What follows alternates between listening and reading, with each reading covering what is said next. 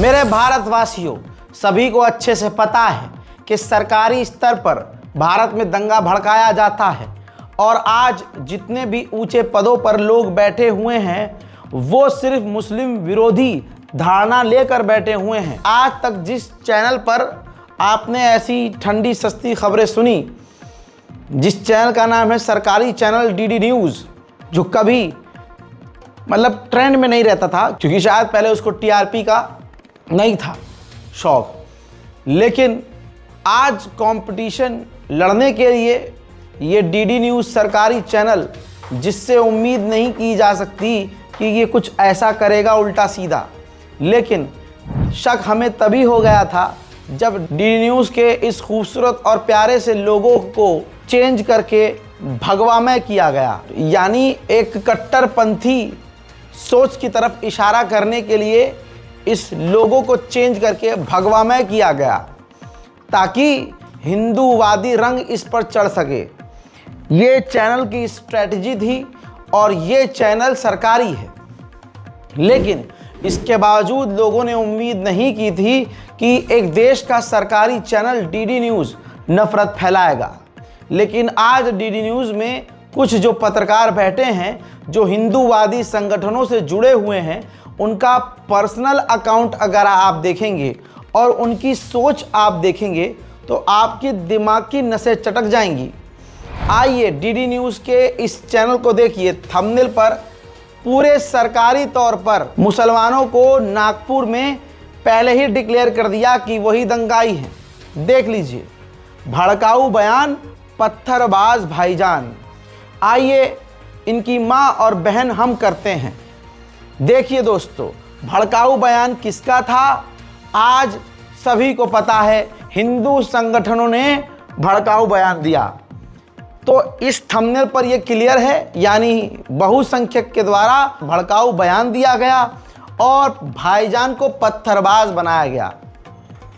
आपको जानकर हैरानी होगी कि ये डीडी न्यूज़ के सरकारी चैनल का थंबनेल है और सिर्फ इतना ही नहीं, पूरा शो किया गया बार बार ऐसे ही नामों से, जिससे मुसलमान को ही और मुसलमान कम्युनिटी को ही एक तरफा गलत बता दिया गया कि यही दंगाई है, जबकि औरंगजेब की आत्मा से इनकी लंका में आग लगी है।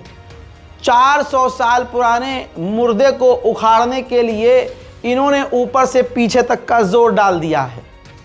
जो कौम मुर्दों से लड़े, तवज्जो चाहूँगा, जो कौम मुर्दों से लड़े वो घंटे की ताकतवर, काहे की ताकत दिखा रहे हो मुर्दे पे।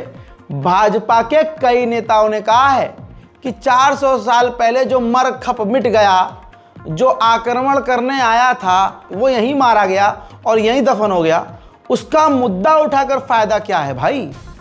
दोस्तों, सबको टीआरपी खेलना है, मीडिया का तो ये खेल है।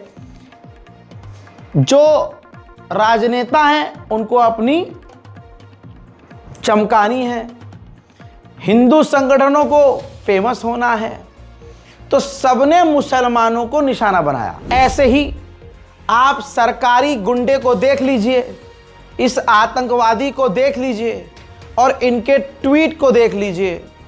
पूरा का पूरा शो मुसलमानों के खिलाफ डीडी न्यूज़ ने बना दिया। ये डीडी न्यूज़ सरकारी चैनल है तो इसको सरकारी आतंकवाद ना कहा जाए तो क्या कहा जाए। और इस पर ये सुअर की शक्ल का जो व्यक्ति बैठा है, इसका नाम अशोक श्रीवास्तव है। और अभी मैं आपको हैंड टू हैंड साबित करूंगा कि ये कौन सी मानसिकता का है। ऐसे व्यक्ति को आप यकीन नहीं कर सकते कि वो निष्पक्ष, अरे जिसका शो ही मुसलमानों के खिलाफ रखा गया, नाम पर ही डिक्लेयर कर दिया, टाइटल में ही कह दिया कि पत्थरबाज भाईजान। हालांकि दुनिया ने देखा कि औरंगजेब के नाम पर पीछे दर्द किसको हुआ और औरंगजेब के लिए किसी मुसलमान ने नारेबाजी नहीं की। सब ये जानते हैं कि कौन सा वो धर्म है, कौन सा वो संगठन है जिसके लोग मस्जिद के आगे जाकर अपने बाप दादाओं के काम को आगे बढ़ाते हुए मुजरा करते हैं। कौन से मज़हब के वो लोग हैं जो खास नारा लगाकर मुसलमानों की मस्जिदों की तरफ गलत इशारे करते हुए भड़काने की कोशिश करते हैं, अब गेंद गोदी मीडिया के पाले में है। जिन हिंदू संगठनों का ये खेल था, उन्होंने दंगा भड़का दिया बहुत मुश्किल से। सरकार कामयाब हो गई क्योंकि अब हिंदू रोजगार की बात कर नहीं सकता, सारे मेन मुद्दे गायब हो गए। अब और तो और सरकारी डीडी न्यूज़ चैनल ने और इसके एंकरों ने भी प्रोपेगेंडा मुसलमानों के खिलाफ चला दिया। अशोक श्रीवास्तव नाम के इस पत्रकार कम, पेशाब पियाऊ ज़्यादा है, दिमाग में मुसलमानों के खिलाफ सिर्फ गोबर भरा है और ये एक सरकारी आतंकी और गुंडा है जो देश को कम्युनल एंगल देकर हिंदू मुसलमानों के बीच दंगा भड़काने का काम कर रहा है। देख लीजिए, इसका एक ट्वीट मैंने शेयर किया है, हैरानी होगी। ये अशोक श्रीवास्तव नाम का डीडी न्यूज़ का आतंकवादी, डीडी न्यूज़ का इस देश को तोड़ने का काम करने वाला ये गुंडा, मवाली और सुअर का बच्चा लिखता है कि वो पूरी तैयारी से हैं, मुसलमानों कह रहा है ये, वो पूरी तैयारी से हैं, नागपुर में उन्होंने दिखा दिया लेकिन हम लोग सोए हुए हैं, ये हमने दिखा दिया। राहुल शुक्ला पूछता है कि आपके घर में कितने हथियार हैं, तो ये उस पर कहता है वाजिब सवाल है। यानी ऐसे लोगों के पास, यानी अशोक श्रीवास्तव जो बताइए डीडी न्यूज़ का एक पत्रकार है, इसके पास हथियार भी हैं, डिनाई नहीं किया। और ऐसे लोगों के पास अगर हथियार है तो ये कितने मुसलमानों को दंगे में कत्ल कर देंगे और सोशल मीडिया पर आकर चीखेंगे नहीं हमने नहीं मारा है, हमने कहा हमें तो मुल्लों ने मारा है, उल्टा देखो मेरी टांग घिसी हुई है, देखो यहाँ मेरे खुरंट लगा हुआ है। इस पत्रकार का मुंह देखो और उसका ये ट्वीट देखो, बताइए क्या मतलब है कि ये मुसलमानों को टारगेट करके कह रहा है कि वो एक हैं और जागे हुए हैं और वो देखो क्या कर, मतलब ये सीधा सीधा हिंदुओं को मुसलमानों के खिलाफ दंगा करने के लिए, मुसलमानों को नरसंहार करने के लिए उकसाने वाली लाइन है कि नहीं। बस ये इसको एक्सपोज इसलिए कर रहा हूं ताकि पूरा देश जान जाए, चाहे हमारा हिंदू भाई हो चाहे हमारा मुसलमान हो, सबको पता होना चाहिए कि नफरत की राजनीति हो रही है। इनकी औलाद, इनके बच्चे ये विदेश में पढ़ाई कर रहे हैं, ये एसी में बैठकर स्टूडियो में नफरत फैला रहे हैं और Bharatiya Janata party BJP IT cell से पैसा कमा रहे हैं और इनके दिलों में जो मुसलमानों के खिलाफ नफरत है वो अपने नेशनल चैनल से फैला रहे हैं। मुसलमानों को असल में अब जाग कर दिखाना चाहिए। जागना कैसे चाहिए? जो सोशल मीडिया पर मुसलमान हैं, भारी मात्रा में ऐसे कुत्तों को सोशल मीडिया पर रिप्लाई करें, मेंशन करें, टैग करें, कंप्लेन करें, रिपोर्ट करें, रीट्वीट करें, इनको शेयर करें और इनको नंगा करें। जरूरत पड़ने पर संवैधानिक तरीके से इनके ऊपर केस दर्ज करें, इनके ऊपर एफआईआर करें और एफआईआर करने के बाद फॉलोअप करें, पीछे पड़ जाएं। एक कोई वकील बेहतरीन अपने मोहल्ले में देखा जाए और इसके खिलाफ और ऐसे नफरतिया जानवरों के खिलाफ सीधा कोर्ट का दरवाज़ा खटखटाया जाए और केस दर्ज किया जाए। जो इनकी लल्लो चल रही है एक तरफा मुसलमानों को गलत साबित करने की, इस जबान को कोर्ट में घसीटो। दोस्तों, इन कुत्तों के पिछवाड़े में इतना दम नहीं होता कि हिंदू नामी कोई आतंकी, गुंडा, कातिल, चोर, मवाली हो तो उसका नाम बताएं और स्पेशल कोई प्रोग्राम करें। नहीं करेंगे ये, बिल्कुल नहीं। कैसे? आपके सामने ये रिपोर्ट है। देश कहाँ जा रहा है ध्यान दीजिएगा। मेरठ में लड़की ने अपने बॉयफ्रेंड के साथ मिलकर पति को मार डाला, लाश को ड्रम में बंद करके सीमेंट से सील कर दिया, मतलब सीमेंट में चुन दिया, ड्रम के अंदर पैक कर दिया।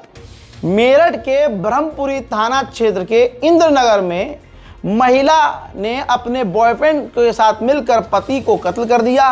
पत्नी के बर्थडे पर 24 फरवरी को लंदन से मेरठ आया था पति, यानी पति जो है लंदन में था वाइफ के बर्थडे पर वापस इंडिया आया था।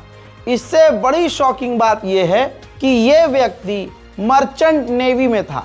मर्चेंट नेवी में काम करने वाले सौरभ कुमार को उनकी वाइफ मुस्कान रस्तोगी ने अपने बॉयफ्रेंड साहिल शुक्ला के साथ मिलकर कत्ल किया और ड्रम में लाश डालकर उसमें ऊपर से कंक्रीट डाल दिया, सीमेंट डाल दिया।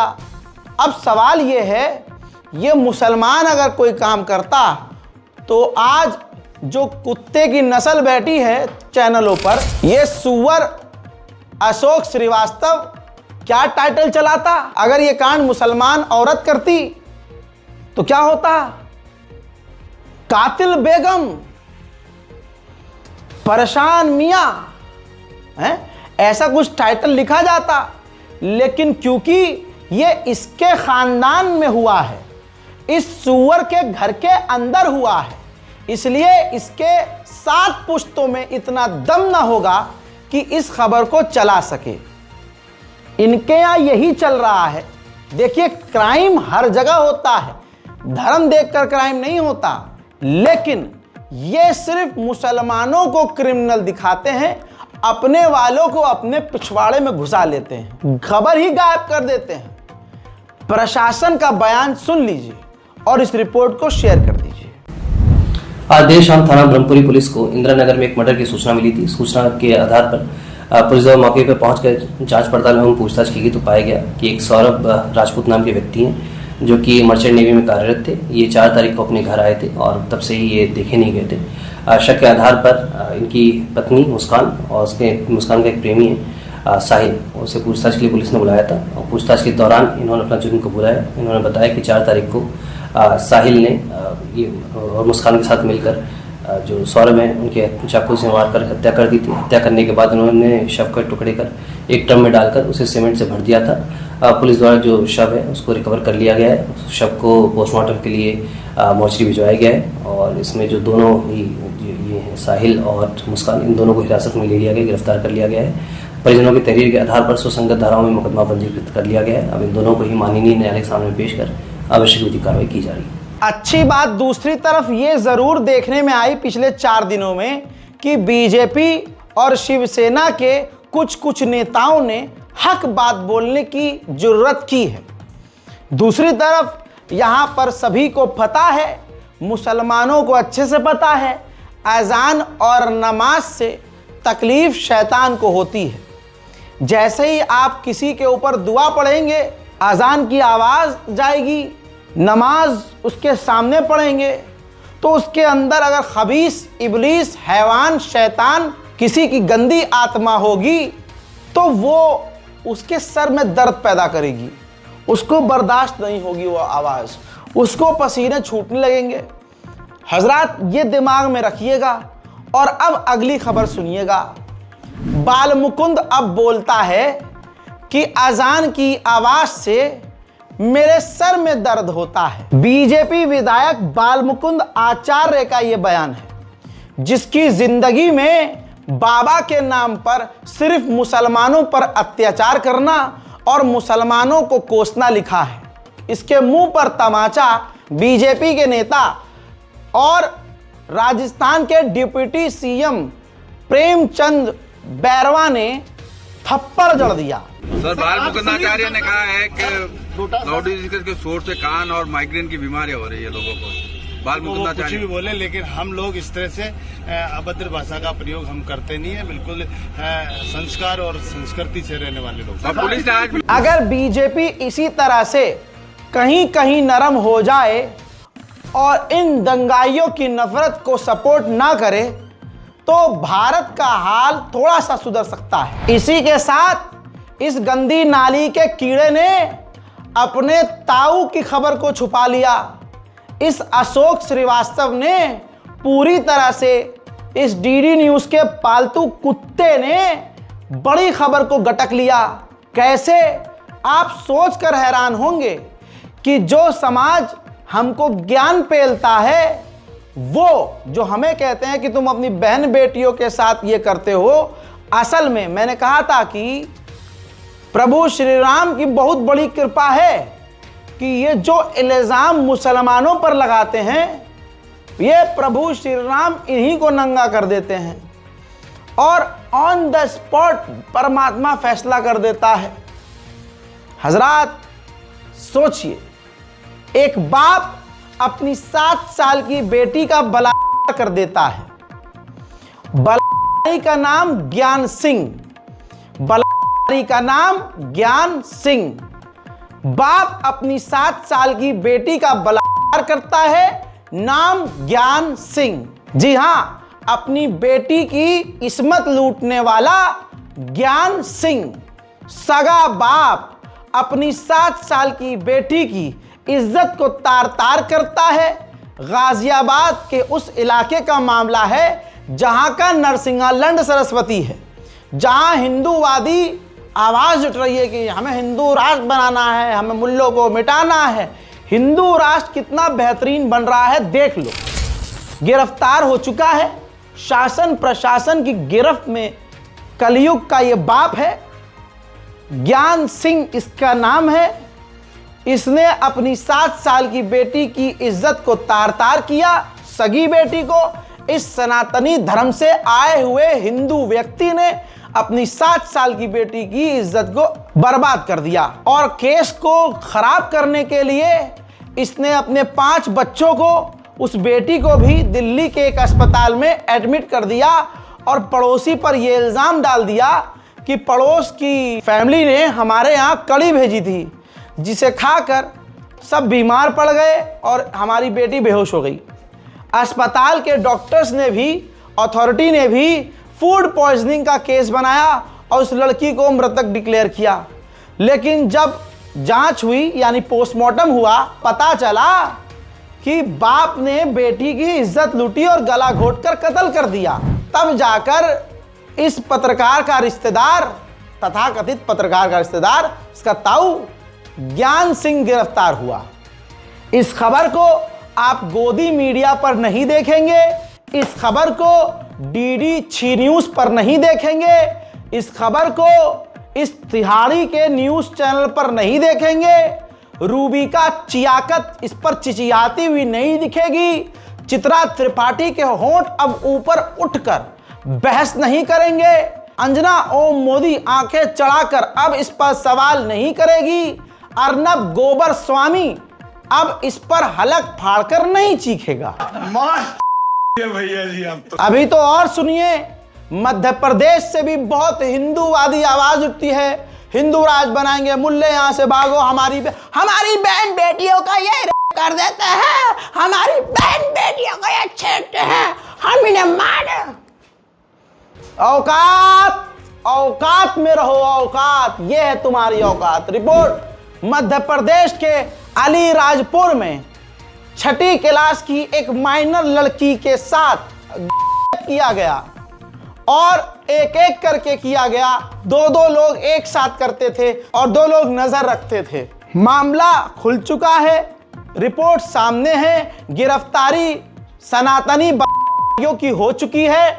राहुल रावत रिकेश रावत नीलेश रावत अरविंद रावत अजमीर रावत, ये सब के सब गिरफ्तार हैं। लेकिन फिर वही बात, कोई गोदी मीडिया के पिछवाड़े में इतना गू नहीं है किसी के कि इस पर बात करे। लेकिन पहले से प्लानिंग करके मुसलमानों को नागपुर का हत्यारा और दंगाई बताने में एड़ी, चोटी और पिछवाड़े का जोर लगाया जा रहा है। जबरदस्ती मुसलमानों को सरकार प्रशासन उकसा रही है। आज तक किसी एक मंदिर का या किसी हिंदू स्थल का आप मुझे बताइए जांच करने कोई डीएम, कोई अधिकारी पहुंचा? औकात उतनी नहीं है उनकी, क्योंकि योगी आदित्यनाथ का आदेश ही यह है कि किसे परेशान करना है। डीएम हो, अधिकारी हो, सबको पता है कि अगर मुसलमान को मैं परेशान करूंगा तो प्रमोशन मिलेगा। अभी संभल में एक नया खेल शुरू, आज तक के सोर्स सबूत के साथ बता रहा हूं कि वहां पर डीएम साहब एक नया खेल शुरू कर रहे हैं।